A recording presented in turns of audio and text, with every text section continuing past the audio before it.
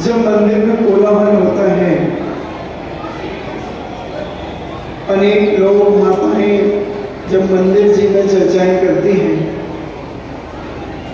और जब कोई सच्चा भक्त जिनेंद्र भगवान के जिनालय में जाता है तो उसके मन में एक वेदना होती है कि कितना बोलता है व्यक्ति, जिनालय में नहीं छोड़ता। और जिनालय में घर गृहस्थी के अलावा क्या चर्चाएं होती हैं, आप अपनी अंतरात्मा से पूछ के बताओ। कल अगर देर दुकान खोली है तो पूछता रहे आपका, तुमने कल हम 10 बजे दुकान खोली, तुम्हारी दुकान खुली नहीं थी? अरे यार हाँ, मैं थोड़ा कल लेट उठा था। ये भगवान के सामने करने की बात है। माताएं खाने पीने की चर्चा, शादी विवाह की चर्चा, उस समय जब कोई सज्जन व्यक्ति आता है और उसके कान में जब तुम्हारा कोलाहल गूंजता है तो वो घंटा टन बजा देता है। और जैसे ही घंटा बजता है, 1 सेकंड के लिए मंदिर में शांति हो जाती है। जैसे 3 लोक के नाथ का जन्म जब होता है तो नारकियों के यहाँ भी एक समय के लिए शांति हो जाती है। ऐसा कुछ आचार्यों का मत कहा जाता है कि जब तीर्थंकर का जन्म होता है तो एक समय के लिए, और एक समय कितना छोटा होता है आप जानते हैं, ये उंगली घुमा दी, इसमें असंख्यात समय हो गए। असंख्यात समय एक उंगली घुमाने में। मगर हम जितनी मिनट, जितनी देर हम जिनालय में, मंदिरों में गुरुद्वाराओं में, मस्जिद में, जो भी जिनके आराध्य स्थान हैं, अगर वहां पर हम अपने ग्रस्त जीवन की चर्चाएं करते हैं तो संत महंत भगवत कहते हैं कि तो अपने जीवन में विनाश का रास्ता खोल रहे हो। जिनालय में जाकर के लोग अपने विकास का रास्ता खोजते हैं, विकास करना चाहते हैं, अपने जीवन का आनंद चाहते हैं, जीवन में शांति को प्राप्त करने के लिए जिनालय जाया करता है, क्योंकि वहां पर अपने अपने इष्ट का स्मरण जब व्यक्ति करता है तो उसके अंदर एक अलौकिक आह्लाद उत्पन्न होता है। अगर उसकी सच्ची श्रद्धा, आस्था और विश्वास अपने धर्म के प्रति है तो अगर ये तुम्हें देखना है तो हम देखते हैं कि जब मुसलमान भाई नमाज पढ़ते हैं, जुमा की नमाज जब वो पढ़ते हैं, एक साथ खड़े हो जाते हैं, एक साथ बैठते हैं, एक साथ खड़े होते हैं। 1974 की सन कुछ आगे पीछे हो सकता है, अजमेर में जुमा की नमाज चल रही थी और भयंकर आंधी और तूफान के साथ पानी आ गया, ऐसे जैसे बाढ़ आ गई और नाले एकदम उफान को प्राप्त हो गए। कितने मुसलमान नवाजी बह गए, मगर वो अपने स्थान से हिले नहीं, डुले नहीं। कितना उन्हें अपने धर्म के प्रति कितने आस्था और विश्वास है, कितना उन्हें आदर है अपने धर्म का।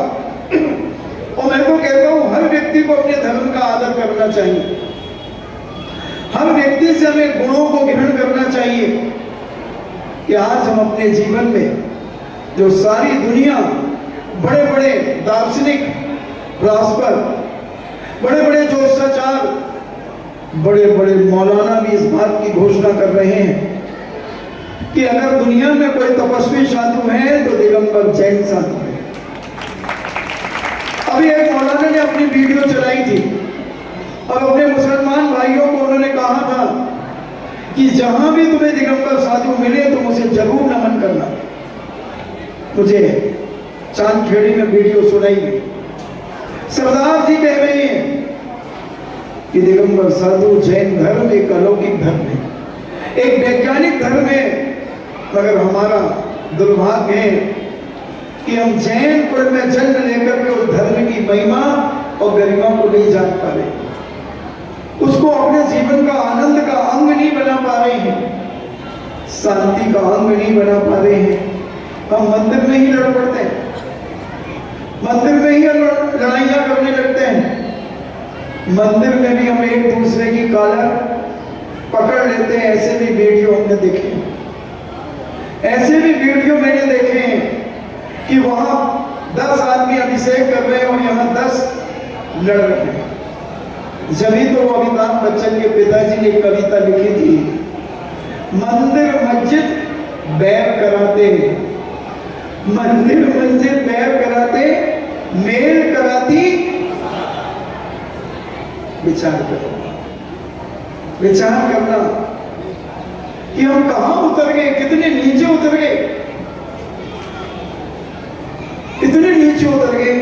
उसका एक ही कारण है कि हम जरा जरा सी बातों में उत्तेजित हो जाते हैं, हम उन जरा सी बात पर सहन करने की ताकत हमारे अंदर नहीं आ पाती। उसी के कारण हम छोटी छोटी बातों में इतने उलझ जाते हैं कि अपने दिल और दिमाग में उसका घर बना लेते हैं।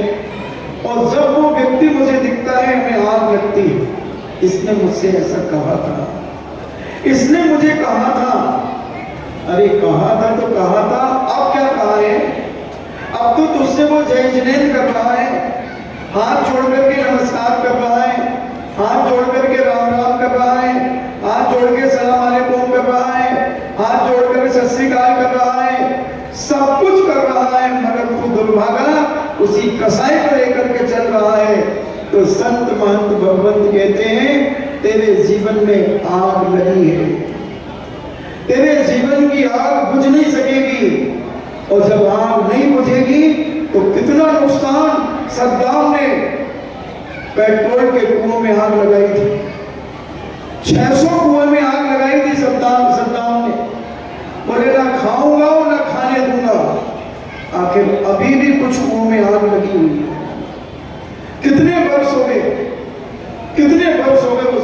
जलते हुए तुम भी अपने अंदर टटोलो, तुम भी अपने अंदर जानने का प्रयास करो कि हमारी किसके प्रति आग जल रही है हमारे अंदर, घृणा की आग किस व्यक्ति के प्रति हमारे जीवन में उफान मान रही, ज्वालाएं उसकी उछल रही है। अगर तुम्हारे अंदर किसी के प्रति ज्वालाएं उछल रही हो, ऊंची ऊंची उठ रही हो, उन ज्वालाओं को शांत करो समता रूपी रस जल के माध्यम से। अपने जीवन में समझने का प्रयास करो, सामने वाले की भावना समझने का प्रयास करो, तुम्हारी उत्तेजना अपने आप शांत हो जाएगी।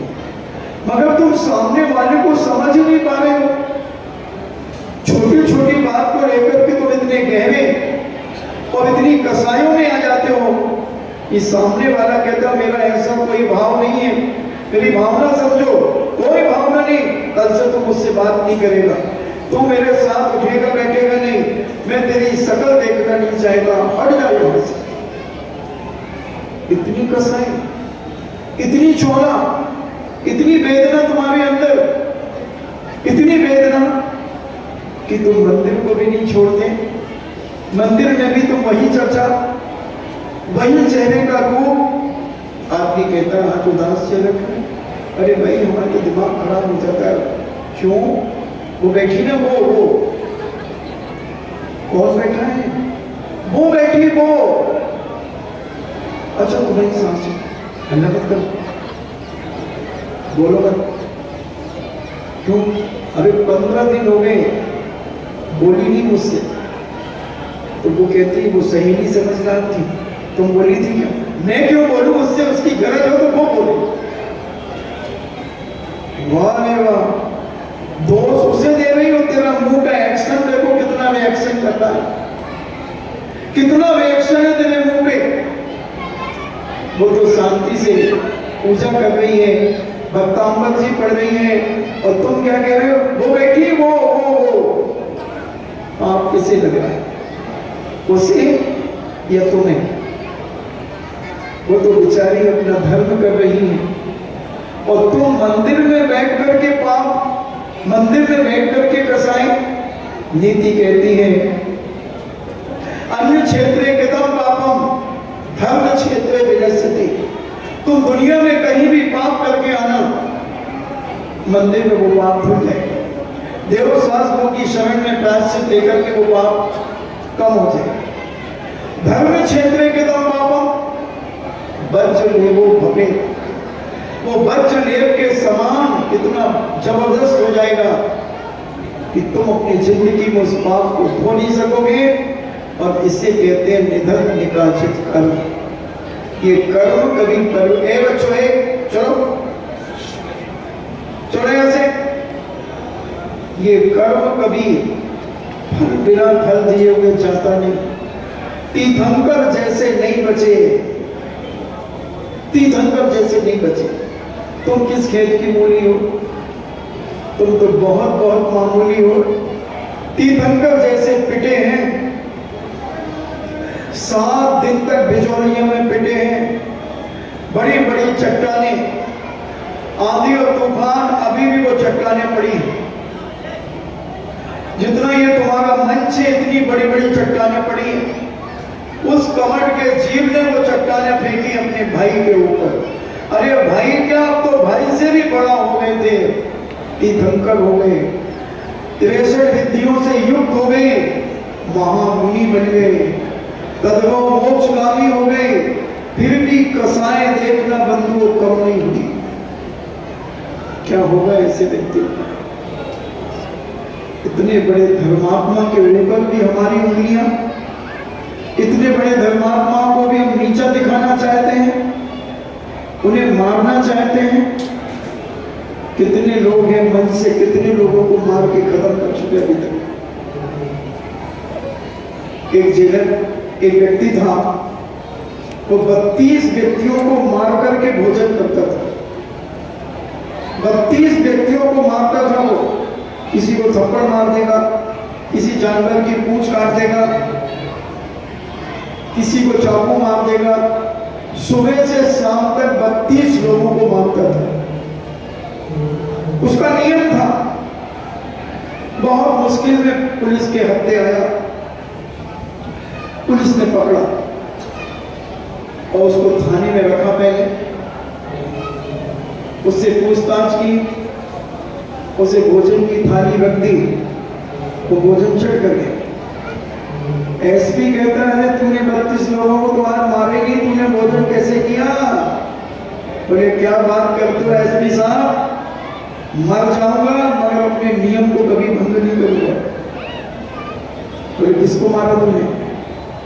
उसने नाम गिना दिए, इनको मारा। बोले कैसे मारा? बोले मैंने ऐसे बत्तियां निकाली, रगड़ रगड़ के बत्तियां निकलती ना, और मैंने ऐसे खड़ी कर दी मैल की पूरे इधर से और खड़ी कर दी, और एक लकड़ी को मैंने तलवार मारा। ये लो मगन लाल जी का, ये लो गर्दन अलग, ये खूबचंद को मारा, ये लालचंद को मारा, ये शुगर को मार दिया। ऐसे करके उसने मैल की 32 बत्तियां बनाकर उनकी गर्दन उड़ा दी और भोजन कर लिया। बोले मेरा काम हो गया। ऐसे भी भाव हिंसा करने वाले ऐसे व्यक्ति हैं। हम भी घर में बैठे बैठे अपने दुश्मनों के गला घोंट देते हैं, अपने पड़ोसियों के, अपने रिश्तेदारों का विनाश कर देते हैं। और नहीं तो जब क्रिकेट का मैच होता है, और नहीं जब क्रिकेट का मैच होता है और हमारी किसी बॉल के ऊपर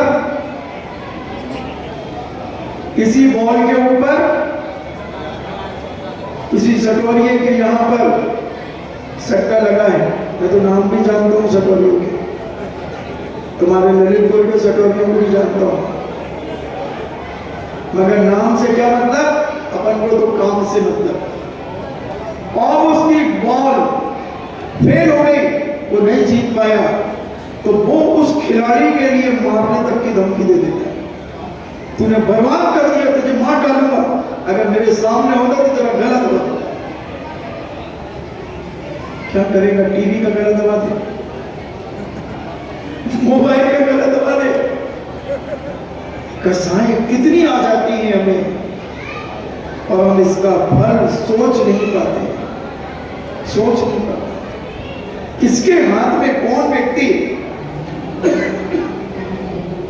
क्या कर ले, और हम उसका बंद जब करते हैं, जब वो कर्मोदय में आता है, तो हम सोच नहीं पाते अपने जीवन में।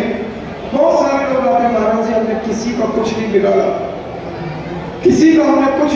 महाराज जी, और हमें इतना परेशान करते हैं। मैं कौन करता तुम्हें परेशान? महाराज जी हमारे घर के लोग हैं, हमें परेशान करते। हमारे श्रीमान जी इतना चिल्लाते हैं महाराज जी, छोटी छोटी बातों में जैसे लड़ रहे हो ऐसी दशा हो जाती है। तो हम कहते नहीं तुम नहीं किया है। महाराज जी हमने कुछ किया नहीं। कैसे नहीं किया? तुम नहीं किया, नहीं किया महाराज, प्लीज मेरी बात मानो। फिर हम उनको उदाहरण देते हैं, और लोग भी बैठे रहते हैं, तो हम कहते अच्छा तुम सब आंख बंद करो, और मैंने गेंद लेकर के दीवार में मार दी और कहा आंख खोल लो। वो गेंद आकर के मेरे गाल में लगी। कमरे में लोग बैठे हैं, इधर उधर देखेंगे, महाराज को गेंद किसने मारी? कितने बेवकूफ लोग हैं, महाराज को गेंद मार दी। इधर झांकेंगे, वहां झांकेंगे, इधर देखेंगे, कोई नीचे भी आएगा, गेंद किसने फेंकी? मान लो बच्चे खेल रहे हैं, गेंद किसने फेंकी? हमने नहीं फेंकी। तो महाराज को गेंद लगी। गेंद किसने फेंकी? मैं। और जब मैंने गेंद फेंकी और रिप्लाई में वो मेरे पास आई और मेरे गाल में लगी, मैं मुस्कुरा रहा। तुम दुखी हो रहे हो, तुम टेंशन में आ गए, पूरे नगर में चर्चा हो गई कि गंभीर सागर को किसी ने गेंद मार दी, किसी ने गेंद फेंक करके मार दी। क्या किसी ने मारी है? किसी ने मारी है या मैंने मारी? हमने भी तुम्हारे ऊपर पलटा रहा हूं उसको। अभी तुम्हारे ऊपर पीठ मजबूत करके बैठना, क्योंकि शाबाशी भी पीठ पीछे होती है और पिटाई भी पीछे से होती है। अब समझना, गेंद मैंने फेंकी, मेरे को आकर क्यों लगी। अगर तुम्हें किसी ने गालियां दी हैं, तुम्हें क्रोध किया है, तुम्हें चिल्लाया है, मारा है, मान लो, तो ये सब तुमने पूर्व जन्म में पहले किया था। उसने रख लिया तो उन्हें सजो करके आज वो वापस दे रहा है। अगर विवेक है तुम्हारे अंदर तो उसे शांति से सहन करो। मन में यही भाव कि मैंने, जैसे और सरल उदाहरण देता हूं, तुम्हारी एक सहेली को कहीं शादी में जाना है और तुम बहुत अच्छे बड़े घर के हो तुम सब, और वो सहेली थोड़ी कम अमीर थी।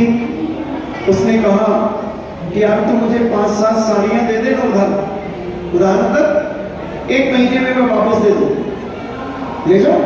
तुमने अलमारी खोल दी, उसने 5-7 साड़ियां निकाल दी और अच्छी बैग थी तुम्हारी, हैंगर पे टंगी थी बिल्कुल बढ़िया, और तुमसे ले गई। 1 महीने बाद ड्राई क्लीन करा करके उसने साड़ियां तुम्हें वापस दी। बोलो वो साड़ियां तुम गुस्से में लोगी या शांति से लोगी? खुशी खुशी लोगी? बताओ जल्दी, खुशी खुशी लोगे कि गुस्से में लोगे? खुशी खुशी। बस अब समझ जाओ, अगर किसी के श्रीमान जी, कह दूं, अगर किसी के श्रीमान जी छोटी छोटी बातों में उत्तेजित हो जाते हैं, यहां तक कि कभी गालियां भी बक देते हैं, बहुत गंदा बोल देते हैं। मान लो किसी की श्रीमती कभी कभी रणचंडी का रूप बना लेती है, बड़ा विकृत रूप बना लेती है और तुम्हें अपशब्द कह देती है। अगर तुम्हें आगे ये झगड़ा नहीं करना, यही समाप्त करना है, तो तुम कोई जवाब मत देना, रिप्लाई नहीं देना, दूसरे कमरे में चले जाओ या फिर उठ करके सीधे श्री भक्तांबर जी का पाठ करने के लिए आ जाना। मैं बहुत बड़ा एक नुस्खा दे रहा हूं तुम्हारे जीवन में शांति लाने का। सीधे भक्तांबर जी आना और बड़ी प्रसन्न मुद्रा में पूज्य अभिनंदननाथ भगवान के दर्शन करना और भक्तांबर जी पढ़ने लगना, बहुत अच्छे ढंग से पढ़ना।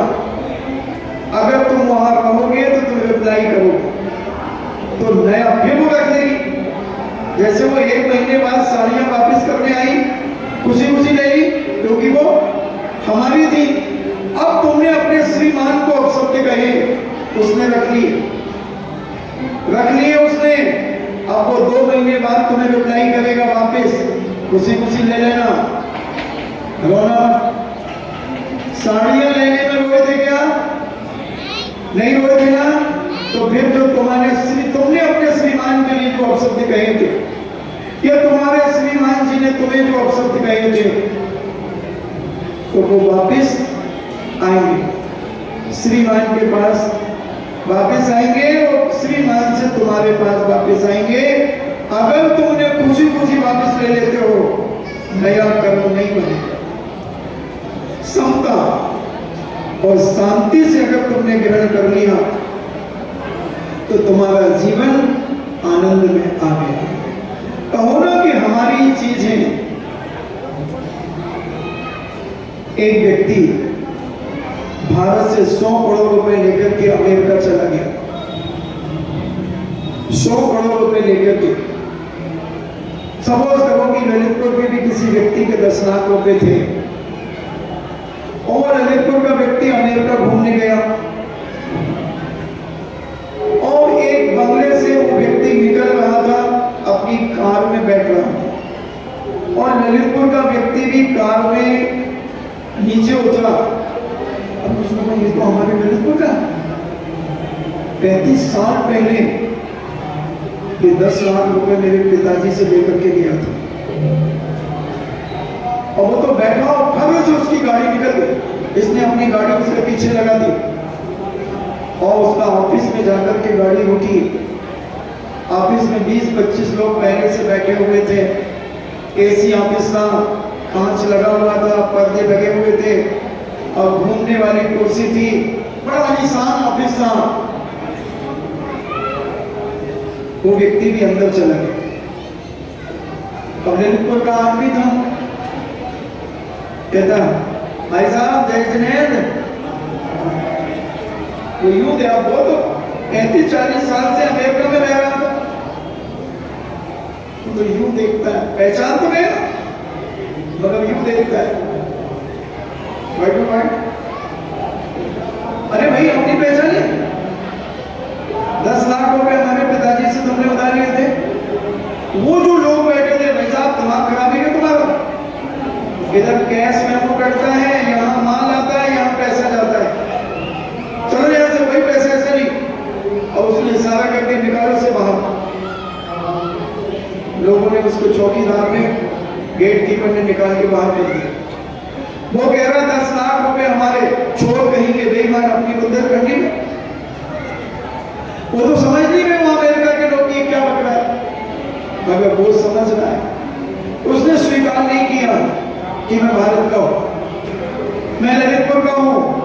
वो तो बिल्कुल tip top suit boot tie माई सब लगा करके ऑफिस में बैठा हुआ है।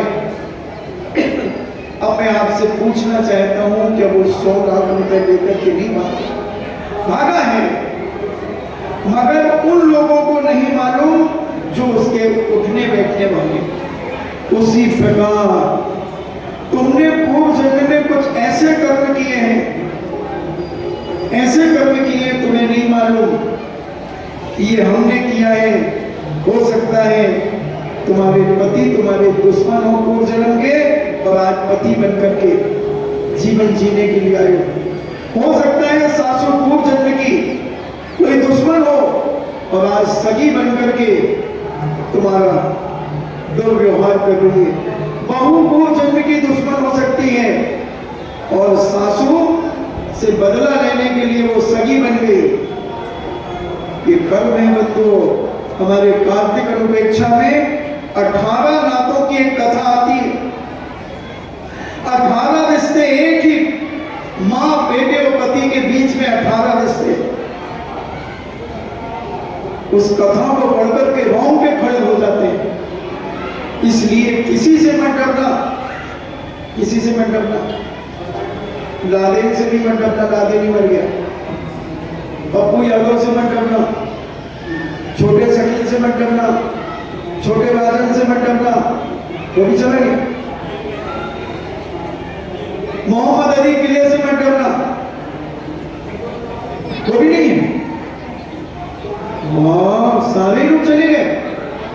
चलो भगवान से मत डरना, गुरु से मत डरना, जिनवानी से मत डरना, माता पिता से मत डरना, अड़ोस पड़ोस से मत डरना, किसी गुंडे बदमाश से मत डरना, मगर एक से डरना। एक से डरना अपने जीवन में अगर सुख शांति चाहते हो, जो किसी के ऊपर बहन नहीं करता, किसी के ऊपर दया नहीं करता। तुम तीर्थंकर जैसों को नहीं छोड़ा, तीर्थंकर जैसों को नहीं छोड़ा। आदिनाथ जैसे तीर्थंकर 7 महीने 8 दिन तक अंजलि लेकर के घूमते रहे। महाराज जी क्या बात करते, हमारे ललितपुर आ जाते, 3 अंजलि गन्ने का रस्सी देना था। हम लोग इतने गरीब नहीं थे, आए नहीं, आए थे ललितपुर भी, ललितपुर भी आए थे।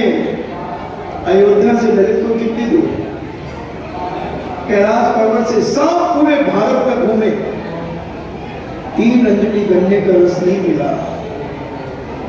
जिसके 96,000 बेटे की बहुएं थी, चक्रवर्ती जैसा जिसका बेटा था, कामदेव जैसा बाहुबली जिनका बेटा था, 8,000 रानियों का मालिक था, चक्रवर्ती 96,000 रानियों का मालिक था, और 99 बेटे और थे, उनकी भी शादियां हुई थी, और उनकी नंदा सुनंदा उनकी पत्नियां थी। और छोड़ो दुनिया का सौदागरिंद कहां गया था। सौदागरिंद तो अवधि ज्ञानी था, अवधि ज्ञान से जान सकता था कि प्रभु को भोजन क्यों नहीं मिल रहा, आहार क्यों नहीं मिल रहा है, क्या कारण है।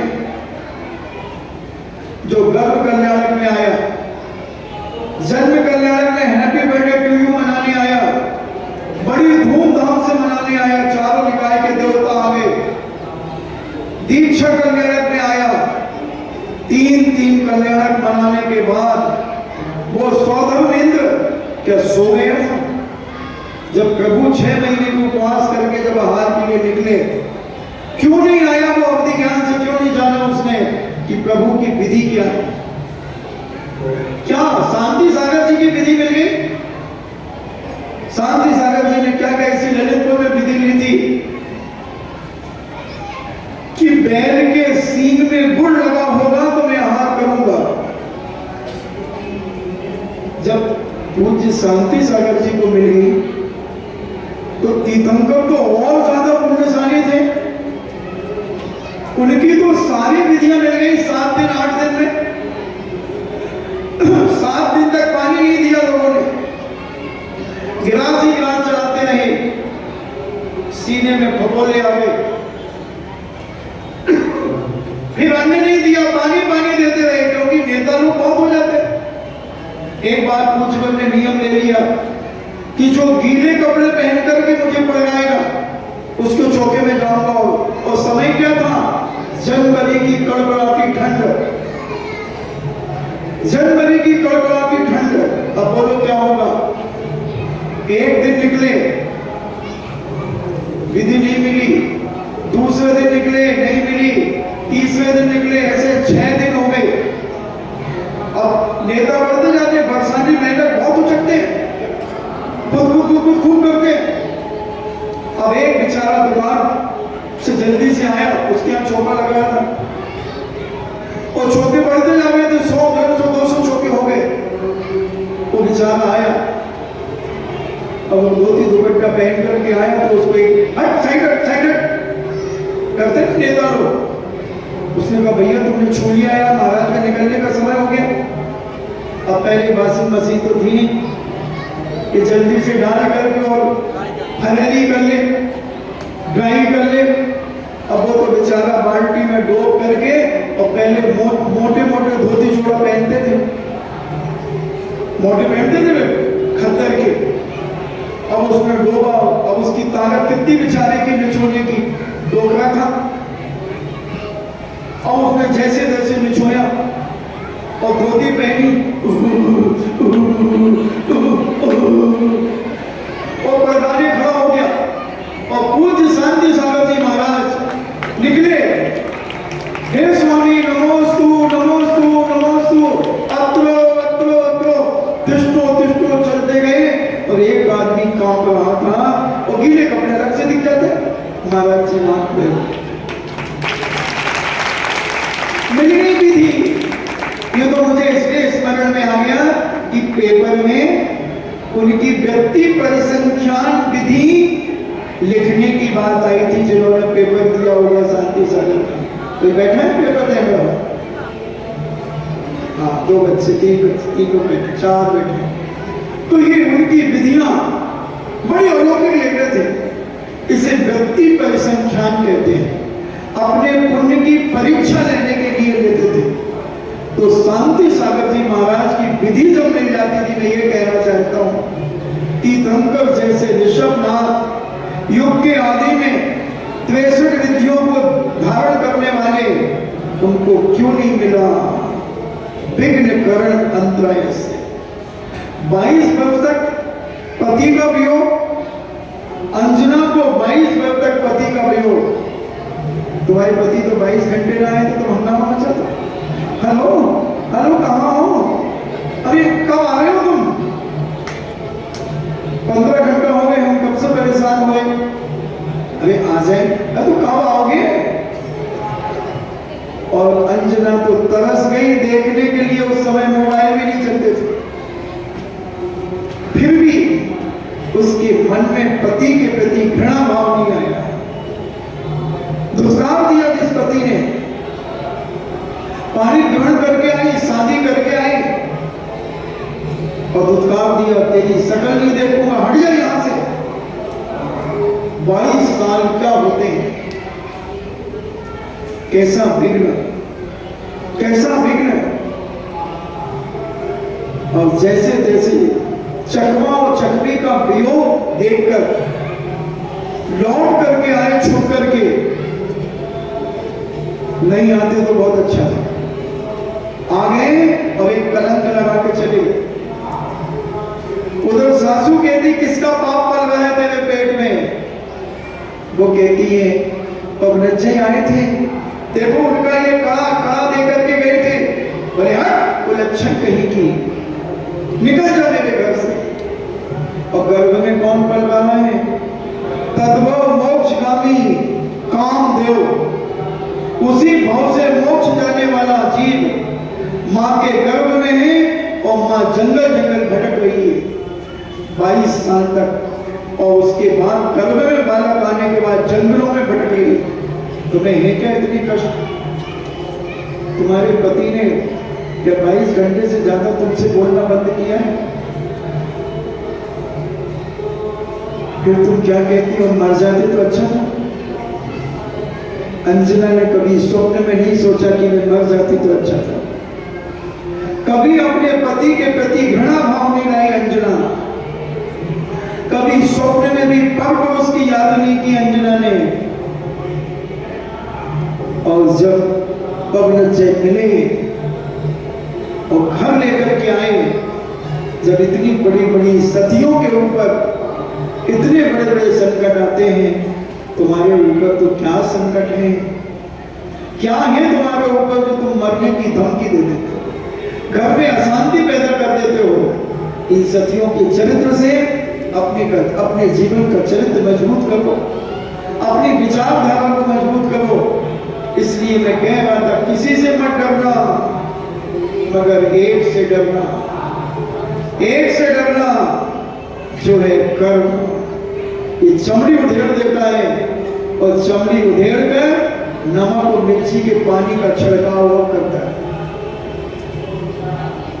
पानी पिला करके मारता है और रोने देता नहीं। तुम्हारा रोना कोई सुनता नहीं। तक रो नहीं रहे थे मगर उनकी भी कोई नहीं सुन रहा था, कोई भी नहीं सुन रहा था तीर्थंकर की। सौदरविंद अवधि ज्ञानी होता है, कभी सोता भी नहीं है, मगर वो क्यों नहीं लगा रहा अवधि ज्ञान की, क्यों आहार नहीं मिल रहा है। कहाँ गए वो पिट रहे पारसनाथ, 7 दिन से पिट रहे हैं। कहाँ गया सौदरविंद, पता तो करता। उसके अंडर का देवता पत्थर फेंक रहा है। एक ललकार का सौदरविंद की वो कमट का जीव शांत हो जाता, मगर वो फेंक रहा है। 7 दिन हो गए पत्थर फेंकते फेंकते, क्यों नहीं पकड़ा? अरे दुनिया की छोड़ो, वो कहां गई थी पद्मावती, कहां गए था वो क्षेत्रपाल? पारसनाथ पिट रहे हैं और क्यों नहीं आए? मैं पूछना चाहता हूं पारसनाथ से पूछने वालों से, पद्मावती और क्षेत्रपाल को पूछने वालों से मैं पूछना चाहता हूं कि जिसका मालिक पिट रहा हो और नौकर अपने भोगों में लिप्त हो, विचार करना, बहुत समझने की आवश्यकता है बंधुओं। कि कर्म पाई चुका करके तुम्हें फिर करेगा। यहां व्यापार में घाटा लग जाए 30% में भी हिसाब हो जाता है, 40%, 50% में निपटा दिया जाता है। मगर कर्म का हिसाब पाई का, चाहे भाई क्यों ना हो, कोई भी मुश्किल चले और हिसाब पक्का होना चाहिए। और हिसाब हुआ, जब तक निधन निकालित कर्म पारसनाथ स्वामी के नहीं कटे तब तक उन्हें केवल ज्ञान प्राप्त नहीं हुआ। 1000 साल लग गया आदिनाथ स्वामी को। हमें अपने जीवन में विचार करना है। हम छोटी छोटी बातों पर जब उत्तेजित होते हैं, कसाई करते हैं, और जब ये कसाई हृदय में आती है तब तुम संभालना तुम्हें मुश्किल हो जाएगा। आज अपने जीवन में यही समझ के जाना कि हमने जो किया है उसका फल हमें भोगना पड़ेगा। अगर किसी ने तुम्हें अपशब्द कहे, तो तुम यही मान के चलना कि मैंने कभी ना कभी इनको ये अपशब्द कहे थे और आज ये वो अपशब्द मेरे वापस लौटा रहे हैं। जैसे साड़ियां वापस आई थी, खुशी खुशी ली थी कि नहीं। मैं बहुत छोटा उदाहरण देकर के अपनी बात तुम्हें समझाना चाहता हूं। आपको आनंद आया था जब तुम्हारी साड़ी वापस आ गई थी और उसने बढ़िया ड्राई क्लीन करा करके अच्छे पैकेट में रख करके वापस की थी। तुम्हें खुशी हुई थी कि दुख? खुशी हुई थी।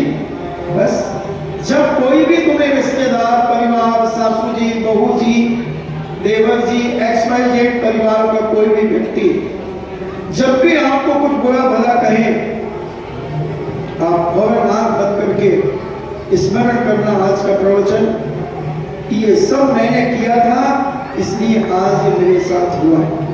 अगर कोई तुम्हें अच्छा करे तो उसमें अहंकार मत आ जाना, अहंकार में मत आ जाना। तुमने अच्छा किया था तो वो अच्छा करने आ गए।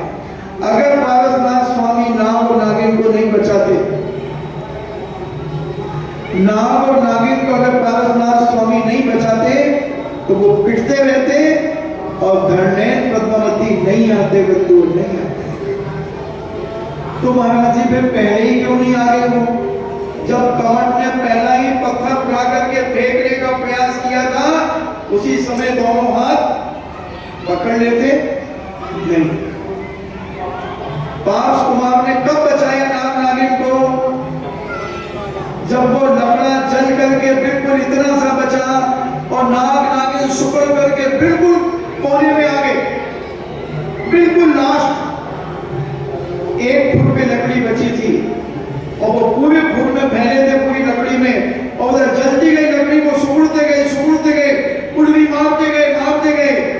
पारसनाथ ने अंत में बचाया तो वो भी अंत में बचाने वो भी आ गए।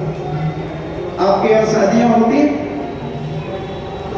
मान लो 15 दिन पहले किसी की शादी हुई, आपके यहाँ कार्ड आया था, आपने जो दिया हो, और फिर 15 दिन बाद उसके यहाँ शादी हुई, तुम उसमें मान लो 501 रुपए लिफाफे में रखे थे, तुम क्या 5000 रख दोगे? 501 अपन रख देंगे। तुमने जितना दिया उतना उनको दे दिया। ऐसे पारसनाथ को लास्ट में उन्होंने बचाया तो लास्ट में बचा ले उनको। बिल्कुल जीवन में ये गांठ बांध करके रख लेना, अगर तुम्हारी कोई हेल्प कर रहा है तो हेल्प करने वाला भी अहंकार में ना आए, और जिसकी हेल्प की जा रही है वो भी अहंकार में ना आए। हेल्प तो तुमने पूर्व जन्म में उसकी की थी, वो रिप्लाई दे रहा है, वापिस दे रहा है।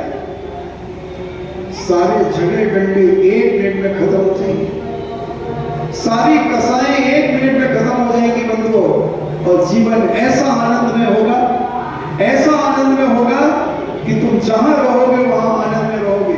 ऐसी शांति तुम्हारे चेहरे से झलकेगी, लोग कहेंगे मां तुम्हें तो बिल्कुल भी तनाव नहीं है, इतने बड़े परिवार में रहते हो, नींद ही आ रहे, मैं तो 6-7 घंटे कर्नाटक के सोती हूँ, मुझे तो कोई मतलब ही नहीं है, क्या बात करते हो?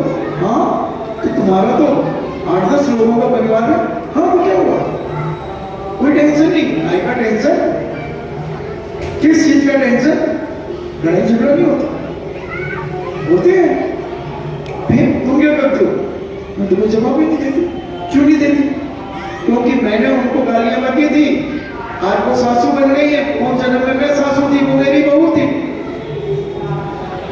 वो सासू मेरी बहू थी और मैं सासू थी, तो मैंने उसे बकी थी, आज वो सासू है और मैं बहू हूं, तो वो मेरी वापस कर गई है, तो मैं ले लूं अपनी चीज वापिस, खुशी खुशी या मुंह बनाकर या गुस्से में या रोते चीखते चिल्लाते। आनंद ही आनंद है दुनिया में, बस समझने का भेद है, अपने जीवन को समझाने का प्रयास करो। छोटी मोटी बातों पर ध्यान देना बंद करो, छोटी मोटी बातों पर ध्यान देना बंद करो। शांति तो तुम्हारे चरणों में विराजमान है, वो मस्तक पर चढ़ना चाहती है, वो तुम्हारे मस्तक पर बैठना चाहती है शांति, मगर तुम लात फटकार देते हो, शांति दूर चली जाती है।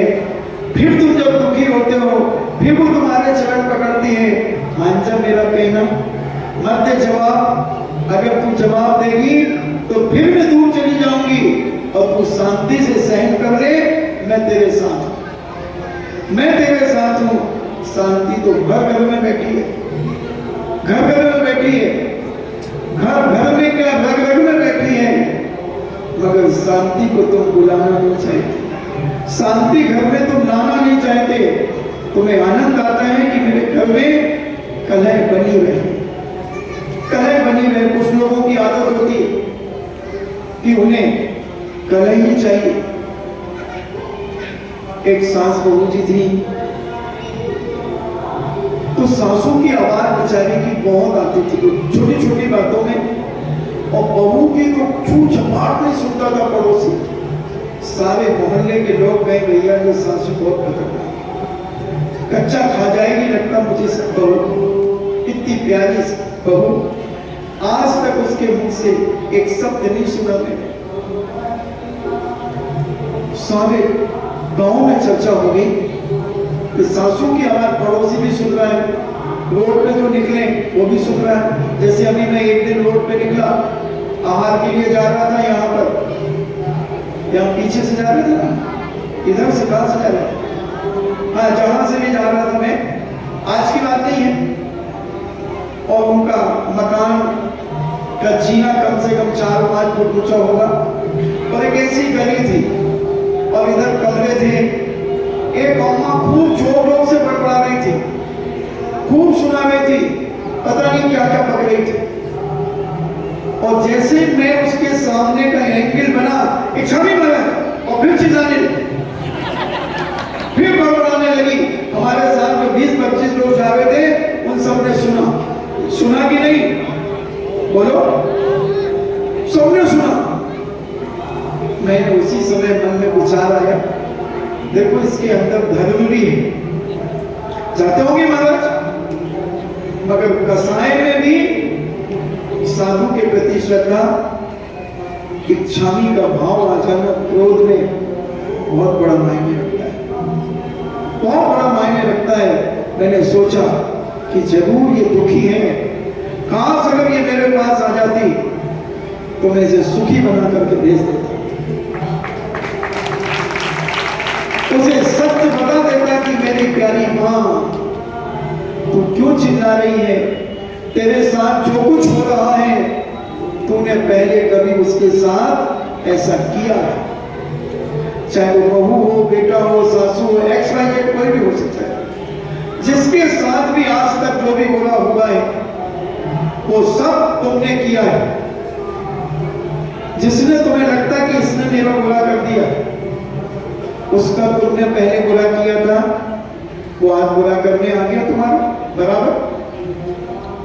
और ये बराबरता अगर तुमने अपने जीवन में धारण कर ली, शांति कहीं दूर नहीं है, शांति तुम्हारे चरणों में है। उसे मस्तक पर उठाओ, उठाओ उसे, उठाओ और गले लगाओ शांति को। शांति तड़प रही है कि आज लोग मुझे अपने मस्तक से नीचे उतार करके फेंक रहे हैं और अशांति को पसंद कर रहे हैं। अगर हम शांति चाहते हैं तो जवाब देना बंद करें और अंदर घुटना बंद करें। कई लोग जवाब तो देते नहीं और अंदर ही अंदर घुटते हैं, रोते हैं कमरा बंद करके, तकिया को पकड़ करके, और रोते रहते, फमकते रहते, खूब फमकते। जब बाहर से श्रीमती या माँ, भाई, बेटे, बेटी, क्यों रो रहे हो पापा, क्यों रो रहे हो, तो वो भी रोने लगा। और मम्मी, क्यों रो रहा बेटा, वो तो ऐसी है, क्यों रो रहा है, उसकी बातों में क्यों आ जाता है। मैं ये सब मिटाना चाहता हूं। मैंने कहा था कि ये चतुर्मास बदलने का है। 1 महीने तक तुम्हें बदलने के ऊपर से प्रवचन दिए थे, बदलो बंधुओं बदलो, वही हमारे साथ जाएगा और कुछ साथ जाने वाला नहीं। एक व्यक्ति ने पूरे परिवार को दुखी कर दिया, कितने तीव्र कर्मों का बंध हुआ। एक तुम्हारी बोली से महाभारत खड़ा हुआ है कि अंधों के पुत्र अंधे होते हैं। गलती किसकी? क्या उसने गलत कहा था? अगर आप अपने आंगन में जा रहे हैं और कपड़े ऊंचे करके चल रहे हो, ऐसे चल रहे हैं कि जैसे पानी में चल रहे हो, तो अगले ने क्या कहा? अंधे के पुत्र अंधे होते क्या? ये पानी, उनका कहना क्या था? ये पानी है क्या जो तुम कपड़े ऊपर करके चल रहे हो? वो तो कलर था इस प्रकार का आंगन के अंदर कि वो पानी जैसे लग रहा था। अगर वो सारे के सारे देवर ही तो थे, एक नजर मुस्कुरा देते, भाभी ऐसा मकान ही क्यों बनाया कि मुझे पानी जैसे लग रहा है, बात खत्म हो जाती। मगर दुर्योधन था ना, दुर्योधन की बुद्धि, क्योंकि दुर्योधन के जन्म पर गधा रोया था। जब दुर्योधन का जन्म हुआ था तो गधा ने चप्पू चप्पू किया था। तो वो हमेशा दूसरों की बुद्धि से चलता था। दुर्योधन कभी अपनी बुद्धि से नहीं चला, कभी नहीं चला। इसलिए अपने जन्म पे तो गधा नहीं रोया ना, अपन खुद ही रोए थे अपने अपने जन्म पर। सारे लोग हंसे थे और अपन स्वयं रोए थे। इसलिए अपनी बुद्धि गधे की नहीं है। अपन दूसरे के बहकावे में अपना जीवन यापन नहीं करेंगे। हम स्वयं पढ़े लिखे हैं, हम स्वयं समझदार हैं, हम अपनी बुद्धि से काम करें। हर चीज सोच समझ करके अगर हम अपने जीवन में करें तो बंधु कलह का नाम ही नहीं है। आज भी घर स्वर्ग बन सकता है। एक व्यक्ति ने बेटे को दुखी कर दिया, बेटी को दुखी कर दिया, पत्नी को दुखी कर दिया, माँ को दुखी कर दिया, पिता को दुखी कर दिया, अड़ोस पड़ोस के लोगों को दुखी कर दिया। जब बच्चों ने अपने दोस्तों को बताया कि मेरे पापा 2-3 घंटे रोते थे, क्यों पता नहीं, मैं तो स्कूल गया था। उसके दोस्त को भी एकदम रोना आ गया, क्योंकि दोस्त रो रहा है। दोस्त ने अपनी मम्मी को बताया, मम्मी मेरे दोस्त के पापा 3-4 घंटे से रो रहे। क्या हुआ बेटा? पता नहीं, मैं चलो चलो मम्मी प्लीज। इसकी माँ आई, क्या हुआ वैसा वैसा, क्या बात हो गई? कुछ नहीं। अब वो कैसे कहे अपने घर की बात, कैसे कहे वो अपने अंदर की वेदना, किस कारण से वो रो रहा है? अपने घर को क्या वो बदनाम करे? अपने घर की इज्जत का सड़क पर लाकर के फेंक दे? ये सारी जिम्मेदारी तुम्हारी है, तुम्हारी जिम्मेदारी है और तुम्हारी भी जिम्मेदारी है। अगर दोनों व्यक्ति अपनी जिम्मेदारी समझ करके अपने घर का यापन करते हैं तो वो घर नरक नहीं बनेगा, वो स्वर्ग। स्वर्ग जब मिलेगा मिलेगा, मगर आज हम स्वर्ग में जीवन अपने घर में जी सकते हैं। इस कोई बड़ी बात नहीं है, हम जैसा चाहें वैसा कर सकते हैं, मगर हम सामने वाले जैसे ही हो जाते हैं। अगर वो उत्तेजित हुआ है तो हम चुप हो जाएं, उठ करके घर छोड़ दे। कितना अच्छा तुम्हारे यहाँ तो श्री भक्ताम्बर जी का पाठ है, 2-4-5 घंटे पाठ करके चले जाओ, मन बिल्कुल फ्रेश, आनंद हो। अभिनंदन, आप भगवान को तो देख लो। मैं तो 10 मिनट दर्शन करने जाता हूँ, ऐसा लगता है कितनी मनोहर, कितनी शांत की मुद्रा है। इतने महान प्रभु मिले। अतिशयकारी बताते, गाड़ी गई नहीं यहाँ पर, 2 प्रतिमाएं थी, एक गाड़ी तो चली गई, अब एक यहाँ रुक गई। निश्चित किसी देवता ने रोकी होगी, निश्चित किसी देवता ने रोकी होगी, और वो देवता जरूर यहाँ आता होगा दर्शन करने के लिए, जरूर आता होगा बंधुओं को दर्शन करने। जिसने बैलगाड़ी रोक दी हो, तो क्या वो दर्शन करने नहीं आएगा? कोई व्यक्ति किसी के घर में 2-4 दिन रुक जाए तो क्या कभी दोबारा नहीं आएगा? आएगा। वो समाज ने इतना ऊंचा संजीव प्रभु को दिया, वो प्रभु का अतिशय कम नहीं है बंधु। अतिशय जानने वाला चाहिए, मानने वाला चाहिए। हम सारे विकल्प अपने खत्म करके प्रभु के चरणों में बैठकर अपने जीवन का आनंद ले बंधुओं। छोटी सी जिंदगी बची, और अगर वो पिता अपने बेटे के मृत्यु को उसकी मां को अगर बताता है तो मां फिर उसकी किसको बताएगी? अपने पति को। हर व्यक्ति का कोई ना कोई खास होता है। अब वो देखो, मैं कहना नहीं किसी से, आंटी जी देखो किसी को कहना नहीं, भाभी जी नहीं मैं क्यों कहूंगी? और उसने वो अपने पति को कहेगी कि नहीं? और पति का कोई खास होगा कि नहीं? अरे हमारी वाइफ वहां चली गई थी, कहा? अरे वो बेटे का दोस्त है ना, हाँ वो, अच्छा हाँ, उनकी तो बहुत दोनों की अच्छी मित्रता है। अब उसके पापा पता नहीं 3-4 घंटे रोते रहे तो वो मम्मी को ले गया। आज खाना बना नहीं हमारे यहाँ, क्योंकि रात को खाते नहीं हम लोग। और मम्मी वहां से लेट आई बच्चों की, तो आज मैंने एक आसानी कर लिया, क्या बात तो दूध पी लो? नहीं दूध नहीं पीना, चल जाए। अब उस मित्र को मालूम चल गया, उसने अपनी पत्नी को जाकर के कहा आज हमारे मित्र के साथ ऐसा ऐसा हो गया। अच्छा, सामू खाने नहीं गए? नहीं गए, क्यों? अरे वो बच्चों की दोस्ती थी ऐसे ऐसा। अच्छा। और उसकी पत्नी ने अपनी 4 सहेलियों को कहा, और वो 4 सहेलियां तुम्हारी दुश्मन थी। घूम के आई बात कैसे? देखो उदाहरण से समझाता, समय कैसे हो रहा। एक बहुत बड़ा अफसर कंपनियों का वो अपने चैम्बर में आया और सारे सीओ को बुलाया, बोले हिसाब कंप्लीट चाहिए 8 दिन में, ध्यान रखना तुम लोग बहुत लापरवाही कर रहे हो। बड़ा उत्तेजित हुआ और चला गया। सीओ ने अपने छोटे वाले जो लोग थे उनको फटकारा, उसने उनके छोटे वालों को फटकारा, फिर बाबुओं को फटकारा, और बाबू ने गेट कीपर को फटकारा, उसको डांट लगाई। तुम लोग आजकल बहुत लापरवाही करने लगे हो, गाड़ियां की सफाई नहीं होती है, तो गाड़ी को कहाँ पड़ी है, उठाते नहीं हो, ये वो। गेट कीपर कहते हैं ये मेरा इसलिए कर रहा हूँ, ये क्या बात है, मेरा कोई काम ही नहीं, फिर भी चिल्ला रहे, समझ में नहीं आता। गेट कीपर घर गया तो उसने अपनी पत्नी को डांटा, क्या आजकल तुम्हारा ध्यान ही नहीं रहता भोजन बनाने में, क्या लफड़ा है तुम्हारा ये? अब पत्नी कहती अभी रोज इतना अच्छा भोजन बन रहा था, सब कुछ बन रहा था, ये क्या लफड़ा है?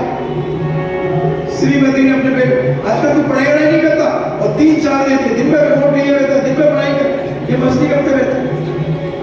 बच्चा कहता है रोज ही टीवी चलाता हूँ, सब कुछ चलाता हूँ, आज लफड़ा हुआ क्या ये? और वो बच्चा गुस्से में बाहर निकल गया, और एक कुत्ता था, उसने कुत्ते को पत्थर मार दिया, और वो ऑफिसर पहला वाला जिसने सीओ को डांटा था, वो टहल रहा था, कुत्ते ने जाकर उसको काट लिया, कुत्ते ने जाकर उसके काट लिया। वो कहता मुझे क्यों काटा? वो इंजेक्शन लगवाने चला गया, तो जहां से मामला शुरू हुआ था वहीं पर ती एंड हो गया। अब वो कितने में बह गया। इसलिए अपने आप को संभाले, शांति को अगर चाहिए तो थोड़ा शांत रहने का प्रयास करें, समझने का प्रयास करें, जानने का प्रयास करें, थोड़ा सा रुकें। जैसे ही उत्तेजना आए तो मैंने कहा था 100 तक गिनती गिनना, और थोड़ी पड़े तो उल्टी गिनती गिनना, और अगर ज्यादा पड़े तो 1000 तक गिन लेना, और बढ़े तो उल्टी 1000 गिन लेना। मामला सब खत्म हो जाएगा, घर के बाहर मामला नहीं जा पाएगा, और गिनती भी याद हो जाएगी। जो भूल गए हो वो भी याद हो जाएगा। आपका समय हुआ तो हम समझने की कोशिश करें अपने जीवन में कि हम कहाँ लाचार होते हैं, हम कहाँ ना समझ होकर के अपने घर को कुछ घंटों के लिए नर्क बना देते हैं। कुछ घंटों के लिए ऐसा नर्क बन जाता है हमारा घर कि अड़ोस पड़ोस के लोग भी सुबह पूछते हैं क्या बात हो गई थी, क्या हो गया था, तो हम क्या बताएं। अब झूठ बोलना सीखना पड़ेगा। पड़ोसी को हम बहाना करेंगे कुछ भी, तो एक शब्द को छुपाने के लिए 101 झूठ ना बोलना पड़े। शांति चरणों में है, उसे ऊपर उठाने का प्रयास करो, मस्तक में बिठाने का प्रयास करो। इन्हीं मंगल भावना के साथ जिनवाणी स्तुति।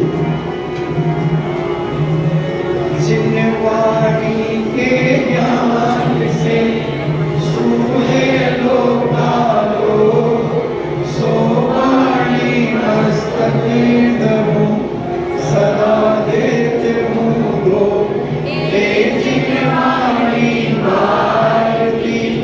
तो जपो दिन में जो के रोशन नाथ है, सो पावे सुख चैन। देव भजो अरिहंत को, गुरु सेवा निर्ग्रंथ। दया कृपा हो सदा, यही मोक्ष मार्ग।